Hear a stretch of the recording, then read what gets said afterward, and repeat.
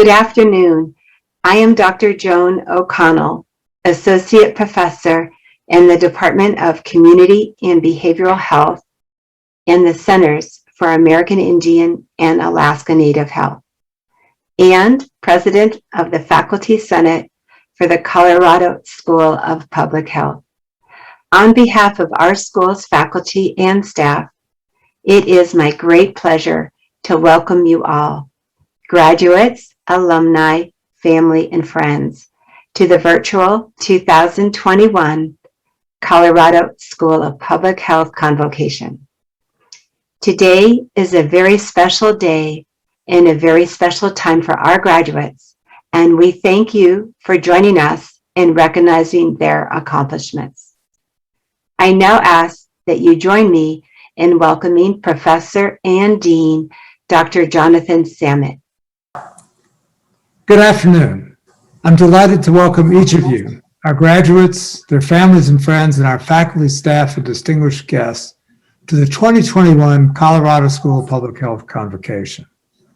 This is our second virtual graduation and hopefully the last. None of us could have foreseen at the beginning of 2020 how the world would change and keep changing. This year's class will share the unique experience of graduating during the pandemic of our lifetime, along with the class of 2020.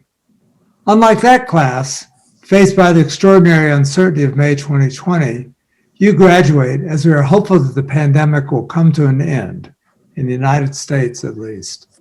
We need to work tirelessly to have that same success throughout the world. For the class of 2021, you will not need to explain to anyone what public health is and why it is important. Your families and friends know what you will be doing. Your skills are needed now and will be needed decades from now. You have made a career choice for our time and for the future. I congratulate you, and I also thank you for your flexibility as we unexpectedly moved to remote education for your final semesters and courses in your programs. Fortunately, we're starting on the return to a, quote, new normal. Public health was quickly transformed last year as we focused on the necessity of controlling the COVID-19 pandemic. But the powerful events of the year raised the urgency of addressing structural racism and its public health consequences, an urgency fueled by the murder of George Floyd and others from the BIPOC communities. We also saw a year in which wildfires raged throughout Colorado and the nation, and we experienced the tragic loss of 10 lives in yet another mass shooting in Boulder, and more recently, 7 in Colorado Springs. We have work to do. Today, we celebrate the accomplishments of our graduates and share the warmest congratulations as you step into your professional lives as public health practitioners, researchers, policymakers, and more. Graduates, you brought hope, enthusiasm, and commitment into your classes and programs. Over the decades of your career to come, you will not forget the COVID-19 pandemic, which brought the opportunity to learn about public health every day. And there are more challenges to come, some dramatic like this pandemic, and others smoldering like tobacco smoking. You are ready to take on these challenges. As graduates of the Colorado School of Public Health, you will be key in continually advancing health for decades to come. As you leave the Colorado School of Public Health, you join a community of like-minded professionals and leaders who are ready and willing to partner with you. And today, I ask that you thank everyone who supported you over your years at the school, your family, friends, colleagues, and more. Before we move into our formal ceremony, I would like to take a moment to honor our many distinguished faculty, staff, and students who received university and school awards this year. The awardees are honored by the presidents, chancellors, and provosts of the University of Colorado, Colorado State University, and the University of Northern Colorado, as well as by the Colorado School of Public Health. This year, several Colorado School of Public Health faculty received notable university awards and recognition, and 2 in particular were nominated by our students and graduating class. Dr. Glenn Mays, Professor and Chair of Health Systems Management and Policy, received the 2021 University of Colorado President's Excellence in Teaching Award. Dr. Marcelo Parellon, Associate Professor of Health Systems Management and Policy, received the 2021 University of Colorado Anschutz Medical Campus Chancellor's Teaching Recognition Award. In addition to the annual university awards, we also recognize those who received our annual school awards, as well as our students, faculty, and staff who received other notable national and local recognition this year. You will find a list of all awardees and recipients in the program that was emailed to all attendees and is available on the Convocation page on our website. Thank you to this year's winners for your dedication and contributions as teachers, mentors, students, and leaders. Please join me in a round of virtual applause for our school and university awardees. Finally, I'd like to pause and recognize this year's recipient of the 2021 Dean's Special Recognition Award, Dr. Rachel Herlihy, Colorado's state epidemiologist and division director for the Communicable Disease Branch in the Colorado Department of Public Health and Environment. In the past, this award has recognized individuals and organizations who have contributed to the launch and success of the school. With this year's award, I broaden the scope of the award to also recognize extraordinary contributions to advancing public health in Colorado. Given this last pandemic year we all experienced, and Dr. Herlihy's pivotal role in leadership as our state epidemiologist, she was the first person who came to mind when I thought about the 2021 Dean's Special Recognition Award. In a year when public health was in the spotlight and Colorado's response to COVID-19 was in the mainstream media daily, Dr. Herlihy's exemplary leadership, sage guidance, and trusted communications were critical to curbing the pandemic. I formally recognized Dr. Herlihy at our virtual awards ceremony earlier this week, but I wanted to take this opportunity during our convocation to congratulate her once again on this well-deserved honor and say thank you to her for her exceptional service to public health in Colorado. It is now my honor to introduce the 2021 graduating class convocation speaker, Fisayo Awulaja, candidate for the Master of Public Health with a concentration in community health education from our program at the University of Northern Colorado. As a Colorado native whose parents immigrated to the U.S. from Nigeria, Fisayo received his undergraduate degree from UNC, drawn there by both the biological sciences and sports. He may be the only graduate for the school who was on a university football team, was recognized as an all-star, and was signed during recent preseason to play for the NFL. Please join me in welcoming Fisayo Awulaja. Hello, everyone, and congratulations for making it to this milestone in your life. The past year and a half has been challenging for everyone in various ways. From losing the opportunity to participate in your favorite hobbies and not being able to visit your favorite restaurant, to losing your source of income and being separated from loved ones, this pandemic has challenged us all. I offer my condolences to those who have lost a loved one to COVID-19. Their legacy continues on through the memories that you will always hold. Despite all the challenges that you have encountered, you have found a way to finish what you started. For some of you, this degree makes you the first in your family to graduate with a master's or a doctoral degree. Some will use this education to finally land that dream job. Others will use this as a stepping stone to further your education.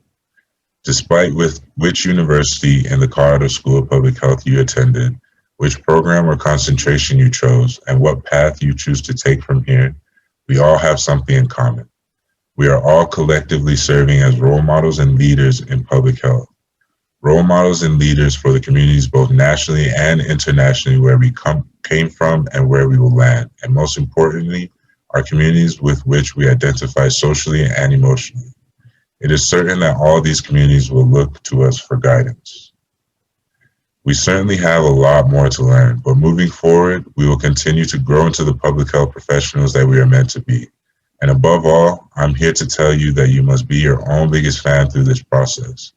There will be a lot more bumps in the road, and imposter syndrome and others will try and tell you that you don't deserve to progress.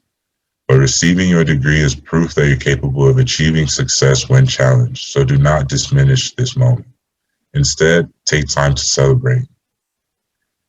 Many people do not know this about me, but when I first started my education at the University of Northern Colorado, I joined the varsity football team as a walk-on, never having played football before.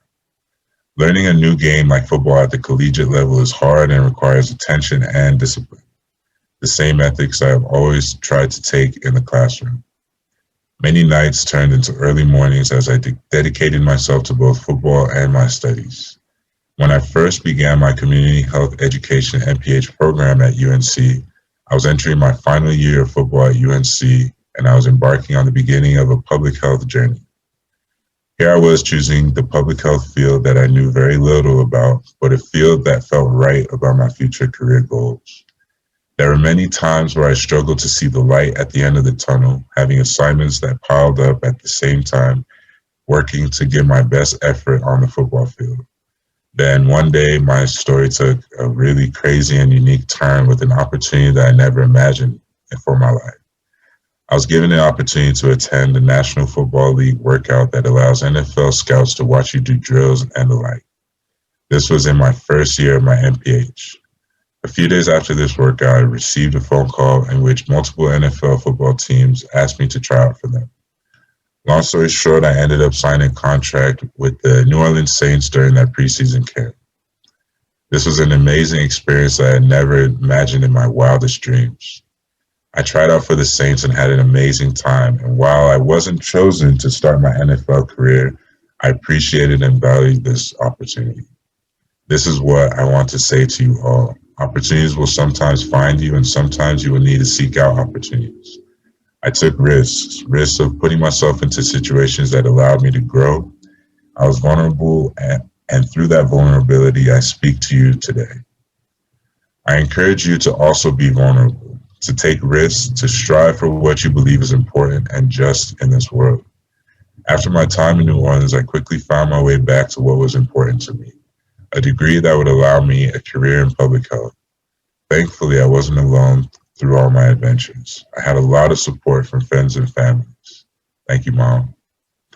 Having a reliable support system allowed me to lean on others and be vulnerable when I felt my biggest struggles.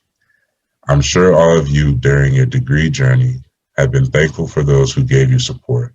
If you haven't told them yet, please make sure you let them know how thankful you are for their support. The past few years have provided us with tremendous experiences, new relationships, and countless memories. But this is where the real work begins. I urge you to take time and reflect on the past few years. What does public health truly mean to you? What does the future of public health look like for all of us? And how will you use this education to be the best leader and practitioner you can be? With my emphasis being in community health education, to me, public health means creating equity for all people and communities. As rising public health professionals, we must become the types of role models that we looked up to when we started our journey. We must recognize the one that paved a way for us so we can do the same for those who come after us. Public health is also empowerment. A very smart professor once told me that empowering an individual is just reminding them of the power they already have. We must break the cycles of inequity that suggest people do not have power in this world and continue to amplify the voices that have been screaming to be heard. Doing so, we can change the language from underrepresented to rightfully represented. We can change the fact that even though women hold over 3/4 of the public health degrees awarded each year, they only comprise 5% of global health leaders. We can change the fact that as African Americans experience some of the worst health outcomes, there's a lack of representation in healthcare. We can pick up the work that public health pioneers have started and advance it forward. Martin Luther King Jr. once said, "Of all the forms of inequality, injustice in healthcare is the most shocking and inhumane." You may be thinking, I'm only one student from one program residing in only one of the many countries of the world, but you're influencing more people than you think. Without you even realizing, people young and old will be inspired by the steps you take moving forward. Your intention and work to serve the world will not go unnoticed, because it will be through these efforts that you will be empowered to influence and create equity-focused change. However small your task may be, remember that you are contributing to a bigger cause, making this world a healthier and more socially just place. This will not be done overnight. The contemplation of doing so began when we all applied to the Colorado School of Public Health. The preparation to do so was done through countless hours we spent learning about epidemiology, biostatistics, policy, maternal and child health, environmental health, occupational health, and more. Now it is time to take action. It's time to take these lessons and apply them to make the world a better place for us all. As you celebrate this distinguished achievement, remember to acknowledge the hardships that have forged you into the person you are today. Remember the failures you experienced, the hurdles you flew over, and the barriers you broke through to get to this point. If imposter syndrome ever tries to rear its ugly head to you and suggests you are not enough, remember how you overcame every single struggle up to this point and how vulnerability helps you grow. You are strong, a leader, and you have the strength to achieve your successes even in the midst of the challenges, as your own biggest fan. Congratulations, class of 2021. Let's get to work. It is now my pleasure to welcome Dr. Chris Byrer, the Desmond M. Tutu Professor in Public Health and Human Rights at the Johns Hopkins Bloomberg School of Public Health, for our convocation address today. At Hopkins, Dr. Byrer is the director of the training program in HIV epidemiology and prevention science, and the founding director of the Center for Public Health and Human Rights. He had just started his career at Hopkins when I took on the position of chair of the Department of Epidemiology at the school. Dr. Byer's accomplishments since then are extraordinary and making a difference worldwide. His impact comes from his deep understanding of human rights, charismatic communication, training and mentoring that have produced global leaders in the prevention of HIV/AIDS, and cutting-edge research. As director of the Johns Hopkins Fogarty AIDS International Training and Research Program, Dr. Byrer has provided fellowships for over 1,400 international scholars in HIV/AIDS prevention, research, and treatment. He is the author of several books, the first being War in the Blood, Sex, Politics, and AIDS in Southeast Asia, a remarkable account of the origins of the AIDS epidemic that highlights the connections of geopolitics with the epidemic's course, as with the current COVID-19 pandemic. Dr. Byrer has served as an advisor to the U.S. President's Emergency Plan for AIDS Relief Program, or PEPFAR, and many other national and international programs concerned with HIV/AIDS. He was president of the International AIDS Society and elected to membership in the U.S. National Academy of Medicine in 2014. Chris has sought to make a difference with the current pandemic. In the last year, much of his work is focused on COVID-19 among incarcerated populations, COVID-19 health disparities, and COVID-19 vaccines. He is the senior scientific liaison for the COVID-19 Vaccine Prevention Network, working on community engagement and inclusion of underserved populations in the COVID vaccine trials and in vaccine allocation and access. Please join me in welcoming a friend and remarkable international leader as this year's convocation address speaker, Dr. Chris Byrer. Greetings from Baltimore, Colorado School of Public Health graduates of the class of 2021. Let me offer my congratulations to you all and to your families, and wish you all the very best as you go forward into the next phases of your careers. I want to begin by thanking my friend, colleague, and mentor, Dean John Samet, for the honor of being asked to speak to you all today. John Samet is not only a great epidemiologist, he's been a powerful force for the health of the public for decades, and his has been a career which inspires all of us in the field. The class of 2021, what an extraordinary time to have earned a degree in public health. You've been studying and learning in the midst of the greatest pandemic since the 1918 influenza, now more than a century ago. We need only reflect on this virtual ceremony to know how deeply COVID-19 has affected every facet of life for all of us on this small, precious planet. And it need hardly be said that humanity is not done with this virus, and SARS-CoV-2 is clearly not done with us. Scientists and the public we serve will be studying the lessons of this pandemic, what we got right, where we fell short, what worked to save lives, what missteps may have cost lives for decades to come.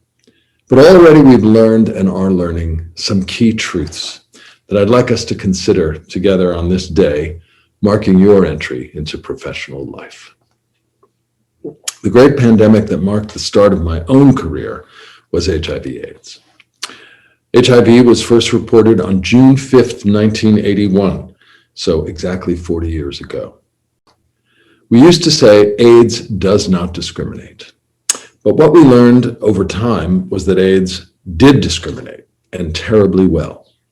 Over these 4 decades, it has become increasingly in our country an infection of the poor, of marginalized and criminalized communities, of communities of color, and in those states which have limited the healthcare franchise, most markedly in the South and Southeast, in places like Texas, Mississippi, Alabama, Georgia, Florida, the Carolinas.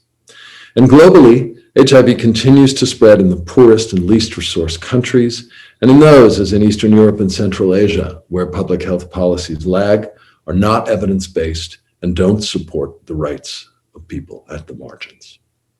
So the first lesson of COVID is one we should have learned from HIV. Healthcare is a human right, and viruses will spread fastest where healthcare access is limited and vulnerable communities are excluded from our care and concern.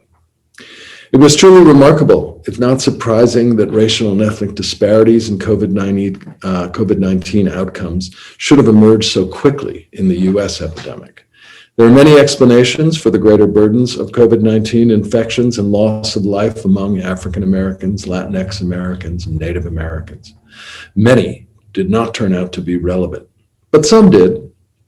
And these included the fact that so many racial and ethnic minority Americans are frontline workers.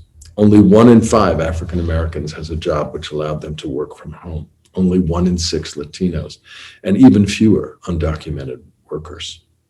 The long history of racial segregation, of redlining communities of color, meant that U.S. minorities live and work in more dense communities, are more likely to live in crowded multi-generational households, and have fewer options for outdoor activities and social distancing.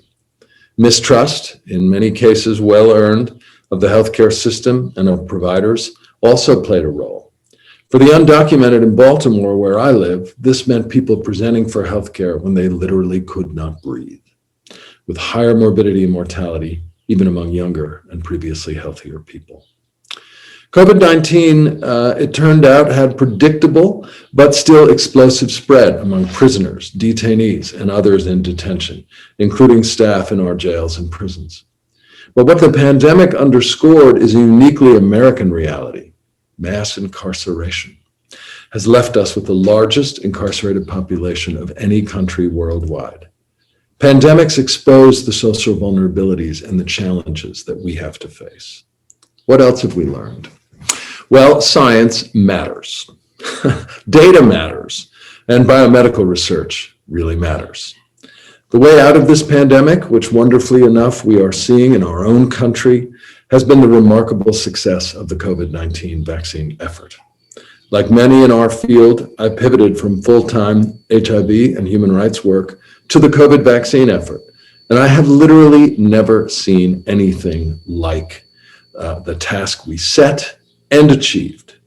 Doing 5 efficacy trials of different candidate vaccines with 30 to 40,000 volunteers each in 6 months during a pandemic. When the plan was first laid out by the director of the National Institute of Allergy and Infectious Diseases, Dr. Anthony Fauci, it really did seem impossible. But the investments in science and technology, including in novel design approaches like messenger RNA, and the clinical trials infrastructure, and the remarkable willingness of so many Americans to volunteer, yielded success. Communication matters. I often say to my students and fellows at Johns Hopkins, there's a reason the word public begins public health.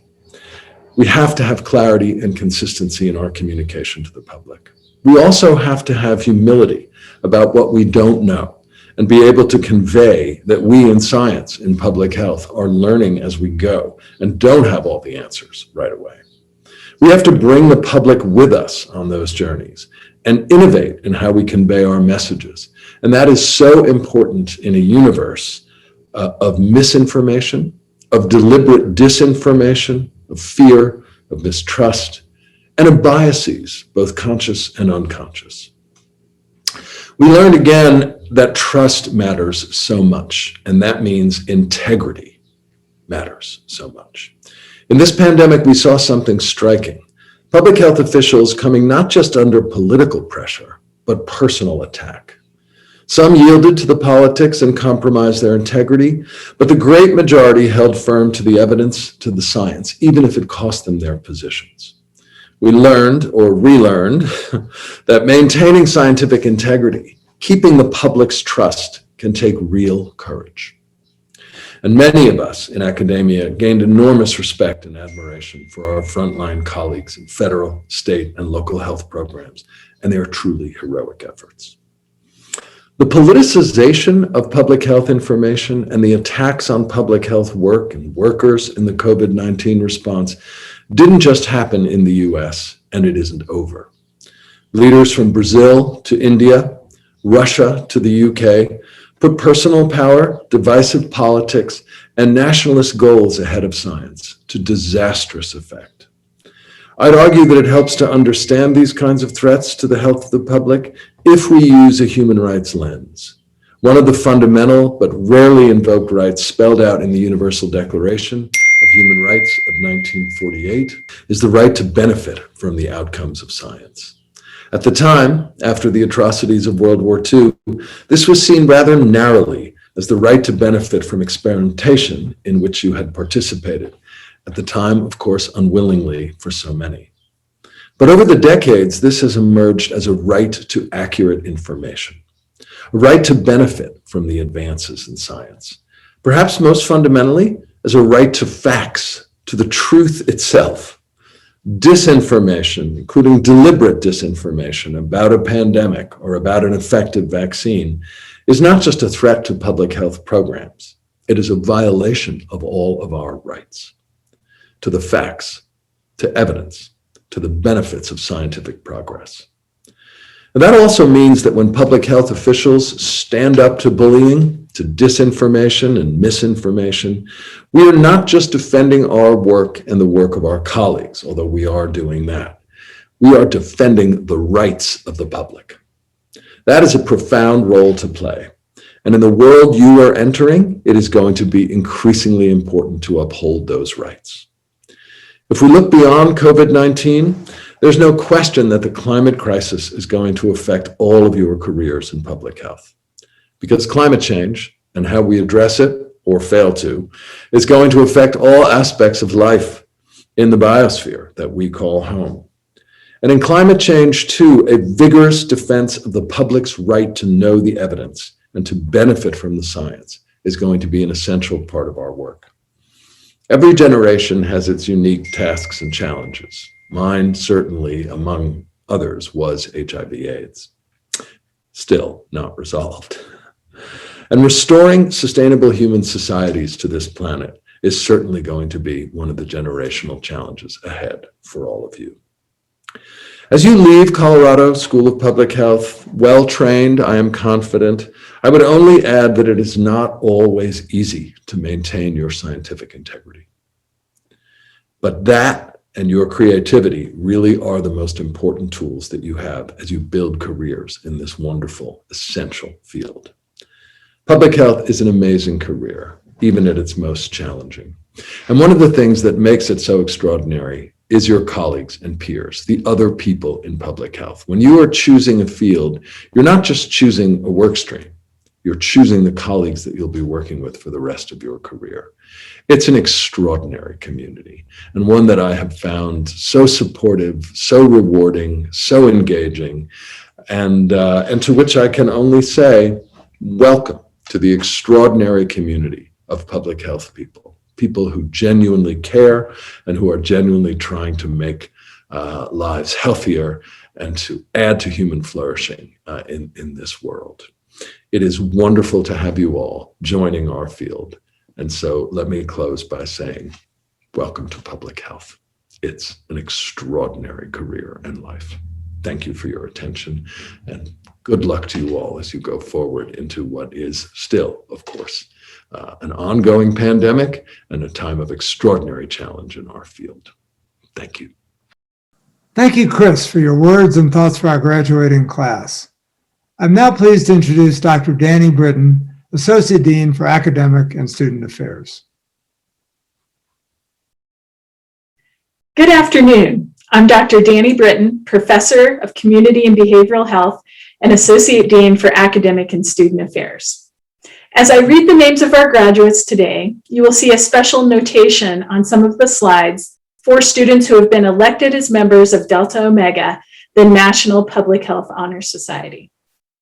To be eligible, students must be in the top 25% of their graduating class. In addition, these students were selected not only for their outstanding scholarship, but also for their participation in public health or school activities and their commitment to the practice of public health upon graduation. Congratulations to our newly elected graduate members.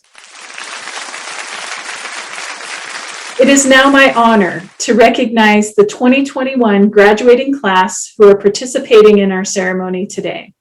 I will begin by reading the names of the candidates for the degree of Master of Public Health.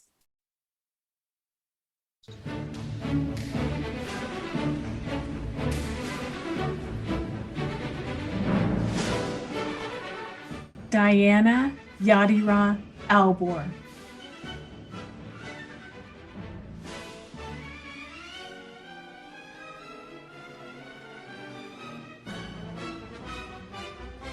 Lena Ahmad.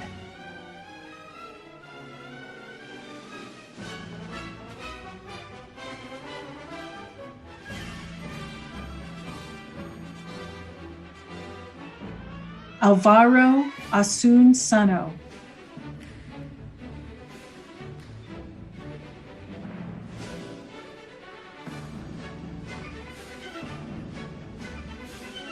Fisayo Awolaja.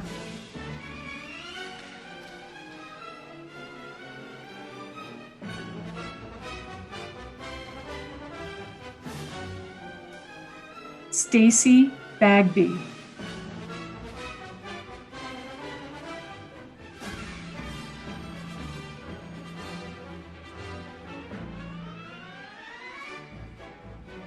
Desiree H. Bauer.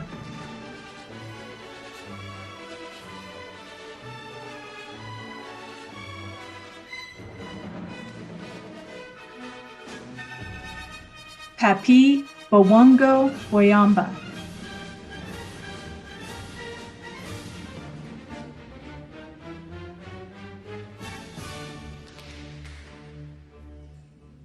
Rachel Beth Beam.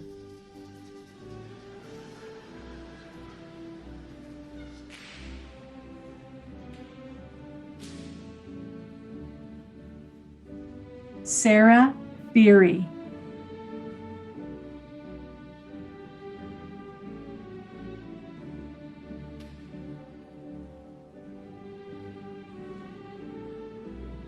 Mary Grace Behrens.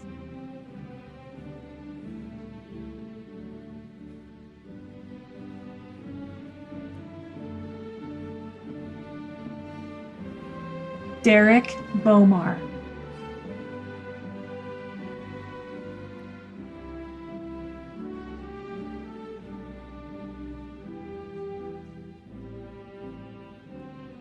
Quinn Brummel.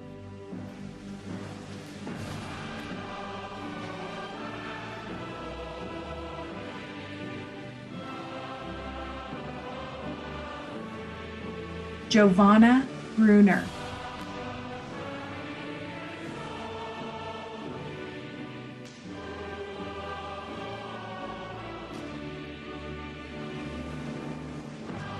Leah Bruner.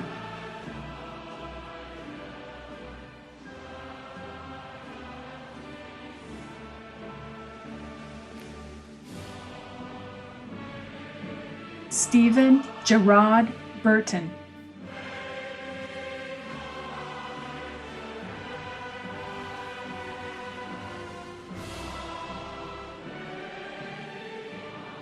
Hannah Calcaterra.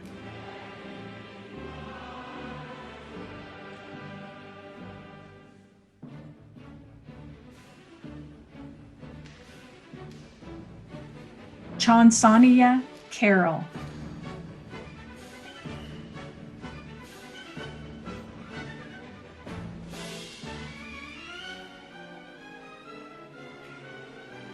Sydney Chavez.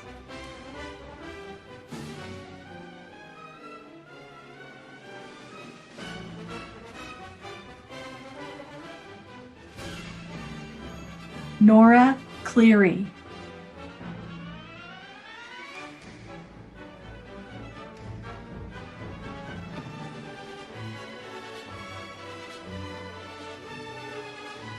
Raven Lynn Cloxton.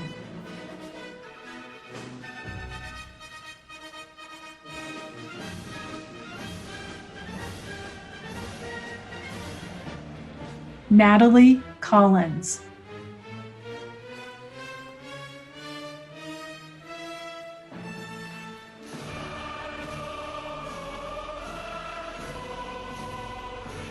Laura Augusta Cornwell.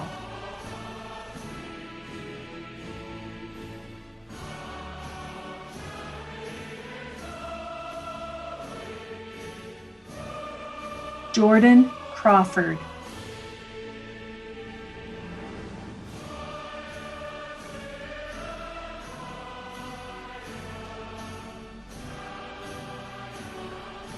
Shelby Davis.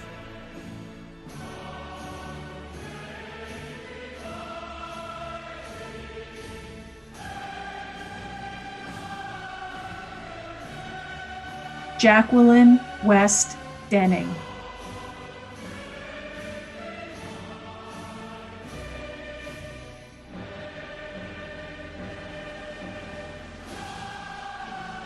Lauren Diebold.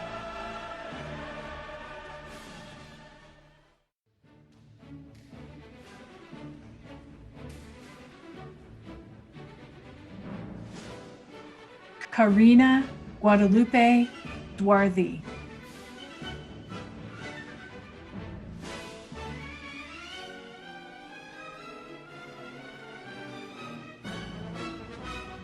Catherine Ebbinger.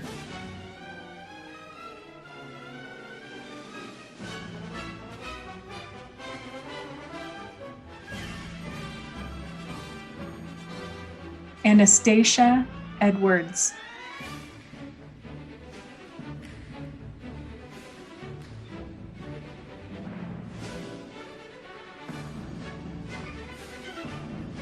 Monica Edwards Fitzgerald.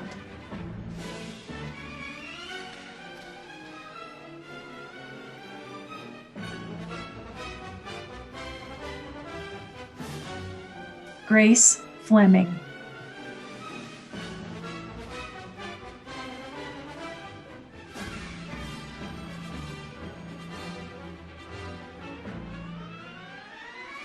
Alexis Marie Flores.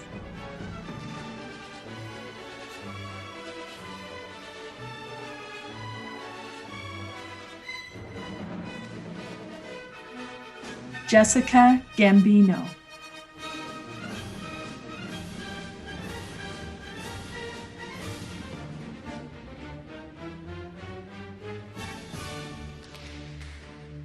Mackenzie Lee Whitesell Garcia.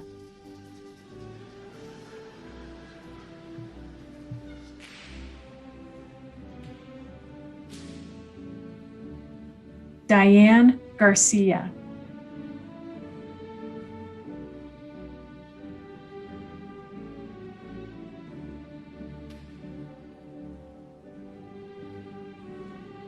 Mackie Claude Pascal Bourreau.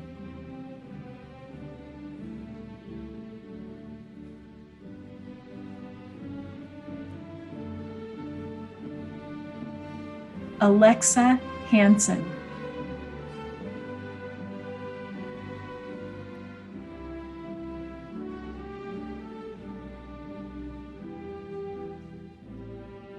Meadow Hardy.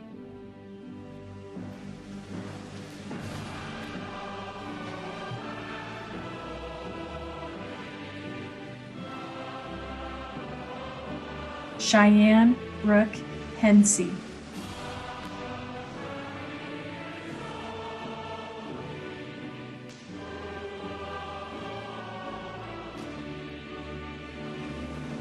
Estuardo Huertas.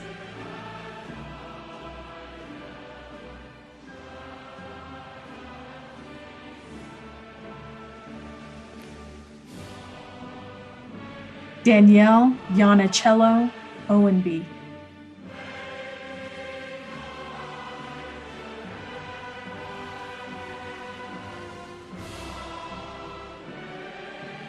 Madison Elizabeth Johnson.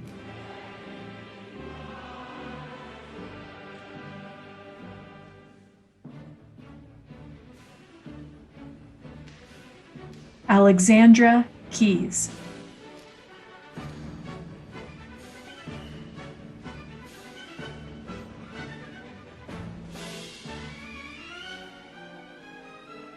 Hadley L. Kelly.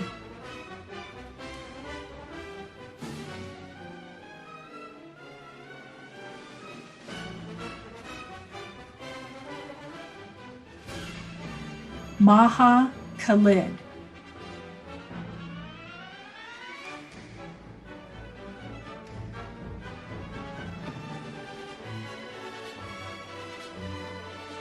Claire Kirschner.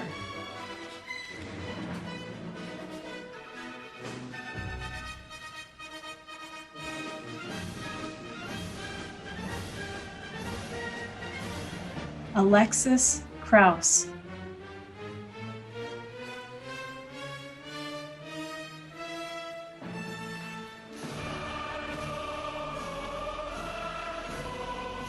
Megan Rose LaRue.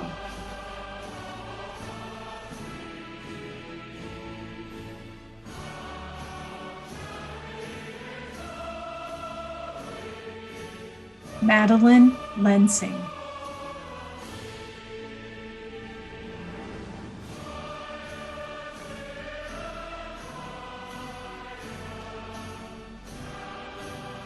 Sarah Liu.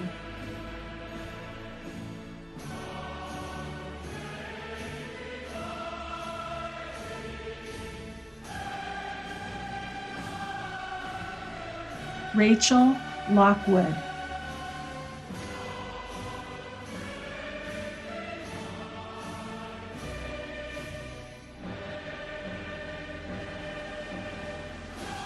Jeremy Lozano.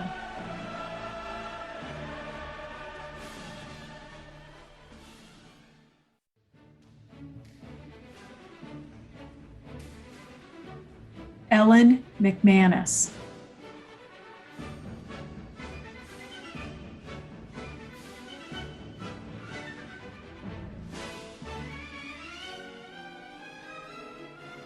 Teresa Mesher.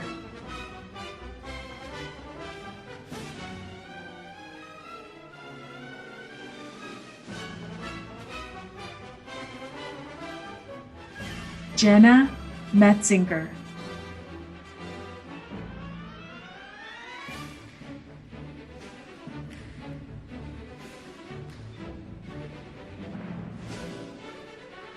Greta Moser.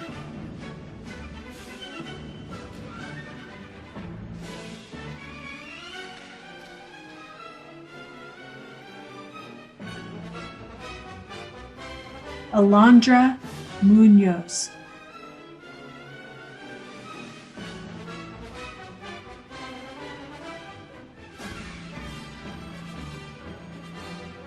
Natalie Tomoko Oda.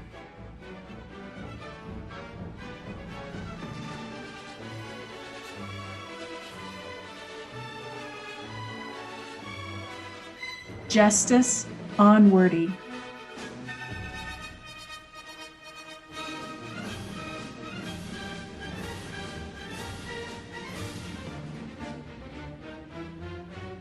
Jostin Renee Overall.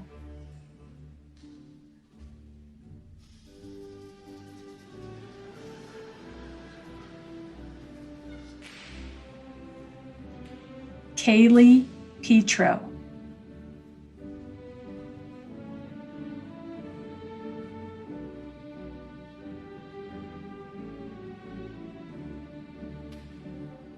Nicole Petrovich.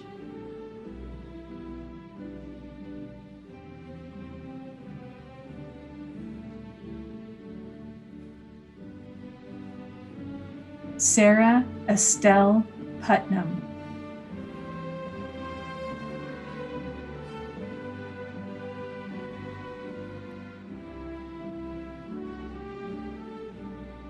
Bridget Ann Rafferty.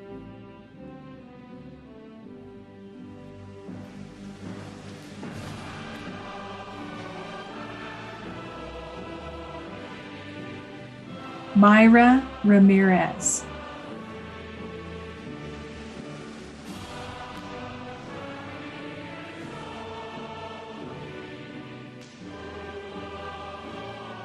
William Rausch.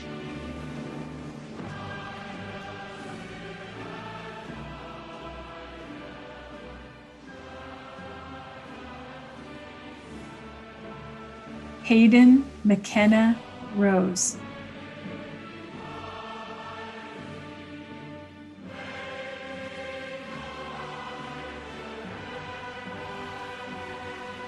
Sophie Rosenberg.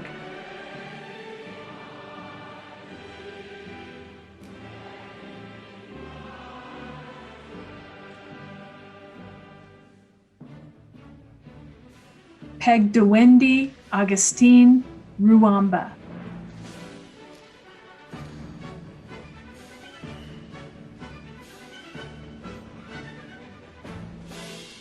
Jen Rue.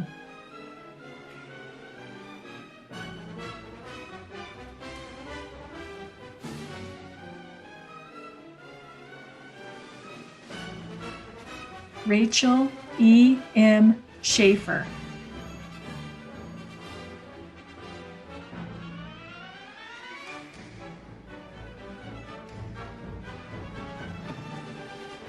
Zoe Schindler.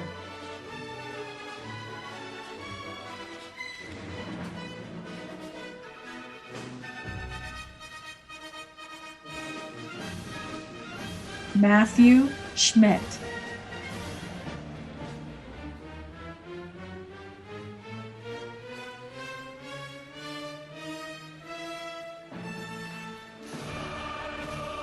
Kaylor Schultz.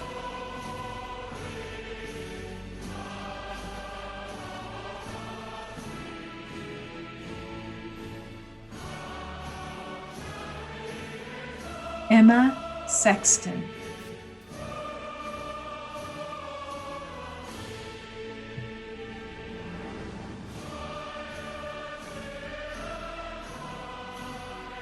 Bethlehem A.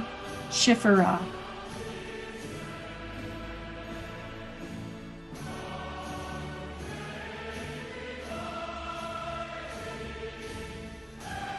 Samantha K. Sills.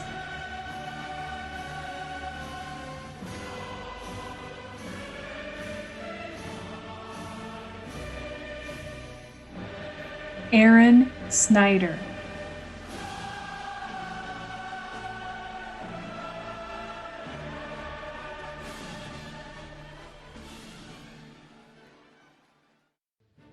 Guadalupe Andrea Solis.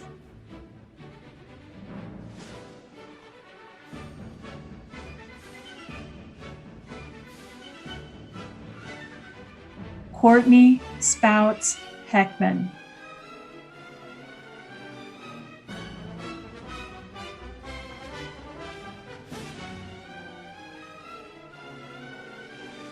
Kanku Bakari Sumbundu.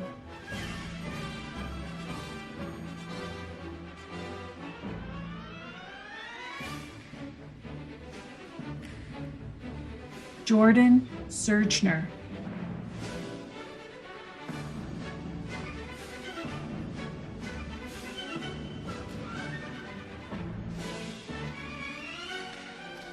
Catherine Thompson.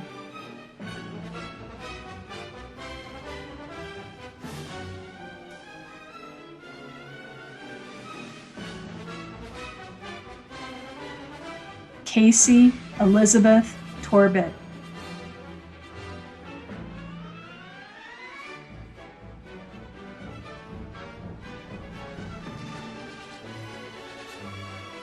Deepa Trivedi.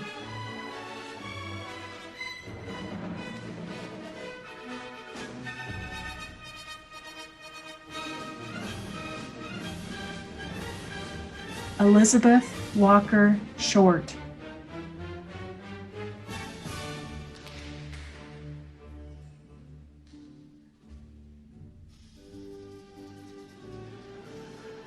Jessica Bryn Walls.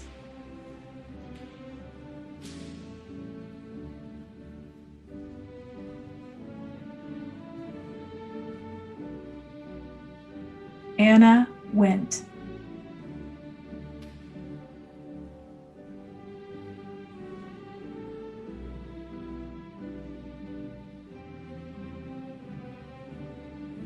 Casey Williams.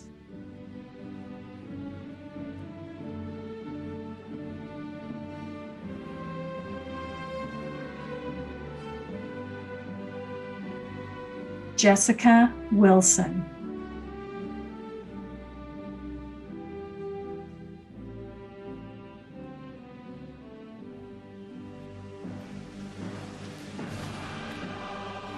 Nancy Whitmer Butler.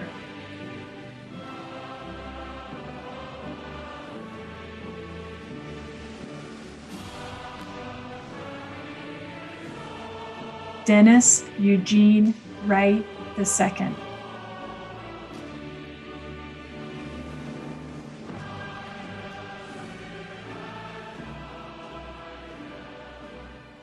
Laura Zidane.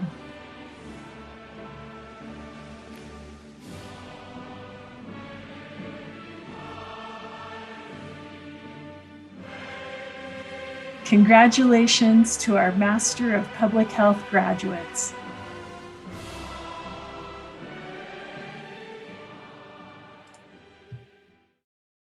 Now the names of the candidates for the degree of Master of Science.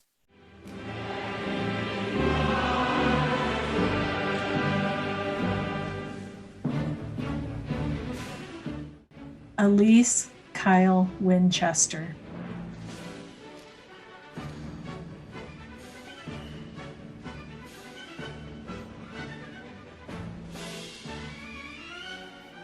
Emily Joan Wu.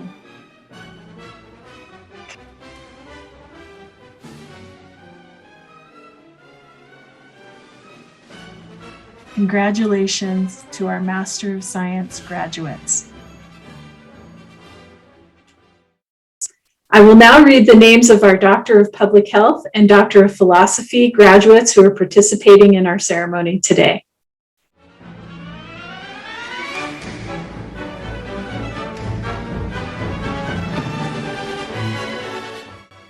Dr. Emily Bergling, Doctor of Public Health and Community and Behavioral Health.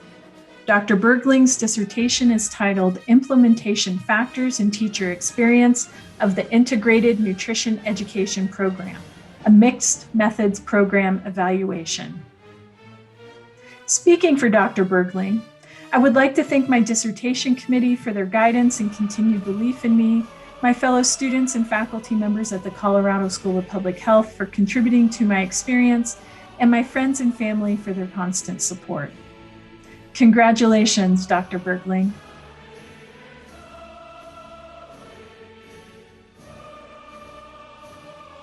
Dr. Rachel Bloomhagen, Doctor of Philosophy and Biostatistics.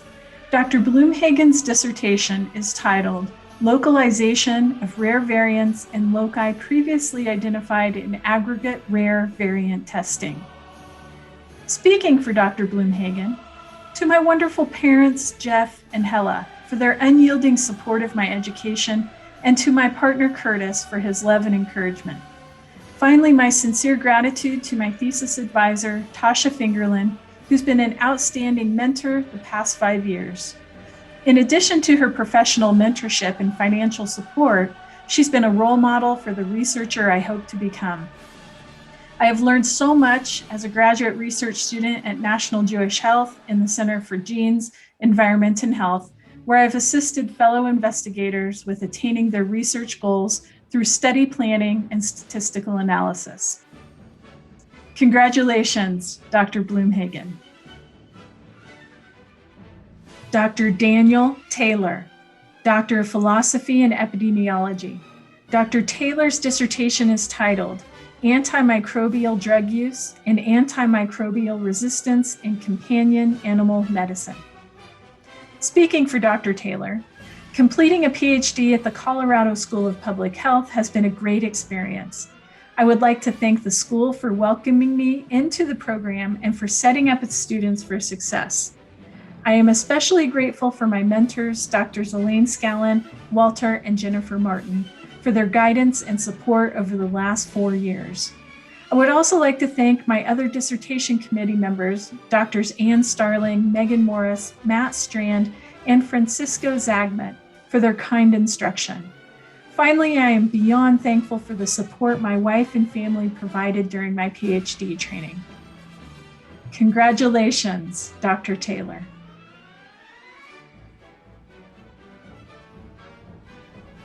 Dr. Amber Melody Vaughn, Doctor of Public Health and Environmental and Occupational Health. Dr. Vaughn's dissertation is titled Residential Radon, Examining Oil and Gas Operations as a Source of Exposure, Characterizing Coloradoans' Radon Knowledge and Preventive Action, and Practical Implications of Homebuyer Awareness Radon Policy. Speaking for Dr. Vaughn, I would like to thank my husband, Mike, for his love, support, and encouragement. Thank you for your constant willingness to listen to my struggles and laugh with me. Thank you to my family for their support and time spent with the kids. Thank you to my kids for helping me laugh, play, and motivating me to study. Thank you to Kathy James for your encouragement, support, and guidance through my graduate career. Thank you to my committee, Mike Van Dyke, Katie Lowmiller, Ben Alshouse, and Chris Kelly for all your help. Thank you to my friends I have gained along the way. It has not been easy, but you all have made it possible. Thank you. Congratulations, Dr. Vaughn.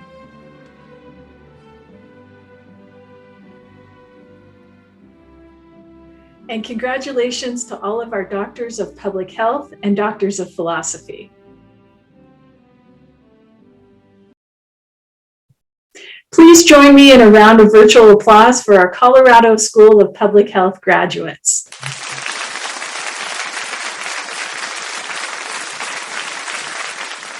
Now it's with great pleasure and pride I congratulate each of you on your graduation. You're among the brightest public health students and professionals, and I wish you all the very best as you strive to accomplish your ambitions in your careers and lives. Although you leave the school as students, you will remain a part of our community as alumni. This partnership we shared with you in the classroom, both in person and online, will now extend into the communities you serve and the careers you choose to create. Regardless of which campus you attended or which program you pursued, you are all now alumni of the Colorado School of Public Health. And we hope that your future plans include ongoing commitment to and involvement with our school. Good luck and congratulations, graduates. Members of the faculty and guests, as Associate Dean for Academic and Student Affairs, may I present to you the Colorado School of Public Health Class of 2021.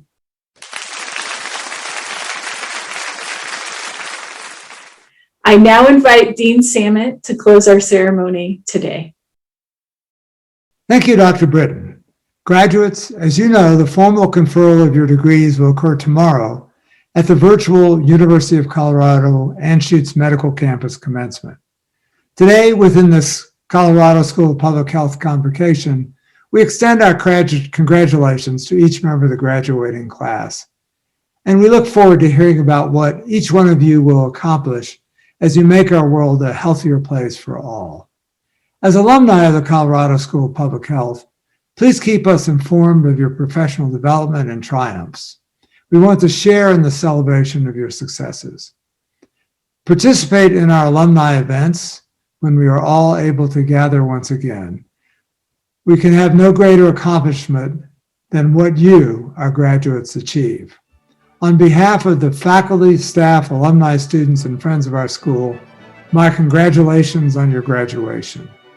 This concludes our virtual ceremony for the Colorado School of Public Health 2021 Convocation. Stay well and stay in touch. You're a very special class.